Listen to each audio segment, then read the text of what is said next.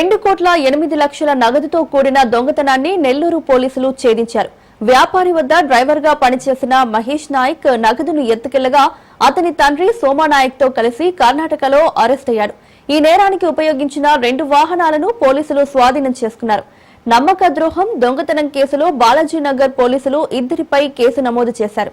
కేసును విజయవంతంగా ఛేదించిన సిబ్బందిని Balajinagar CI Sambasivarao, CCS CI Ashok Kumar ను నగర రూరల్ డీఎస్పీలు అభినందించి రివార్డులు అందజేశారు.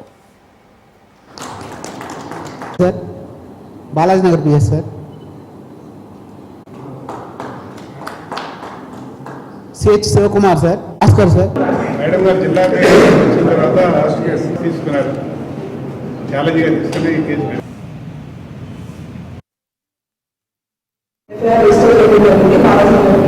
రిజిస్టర్ చేసిన తర్వాత మన ఎంప్లాయీస్ మనకి తెలిసింది మొత్తం ఓవరాల్ గా 4 lakhs నగదు దోచుకొని వెళ్ళిపోయాడు అని తెలిసింది.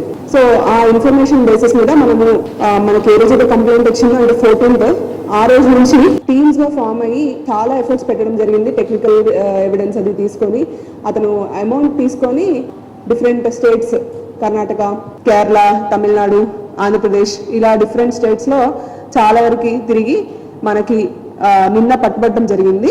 మహేష్ నాయక్ ఈ అక్యూజ్డ్ పేరు, తీసుకెళ్లిన అతని పేరు. అతనికి సహాయంగా 2 ఫ్రెండ్స్, సన్నానాయక్ రమేష్, అలానే బసవరాజు భరత్ అని చెప్పి వాళ్ళిద్దరు కూడా హెల్ప్ చేయడం జరిగింది. అట్లానే అమౌంట్ ని కన్సిల్ చేయడంలో వాళ్ళ ఫాదర్, మహేష్ నాయక్ వాళ్ళ ఫాదర్ సోమానాయక్, ఇతను కూడా హెల్ప్ చేయడం జరిగింది. సో దీని బేసిస్ మీద ఆల్రెడీ వీళ్ళ ఫ్రెండ్స్ ని మనకి 2 days బ్యాకే వాళ్ళు మనకు దొరికారు. వాళ్ళని రిమాండ్ పెట్టడం జరిగింది. వీళ్ళిద్దరూ నిన్న మనకి దొరికారు మైసూర్ డిస్ట్రిక్ట్ లో. సో వీళ్ళని కూడా ఈరోజు కోర్టు ముందు ప్రవేశపెట్టి రిమాండ్ పంపించడం జరిగింది.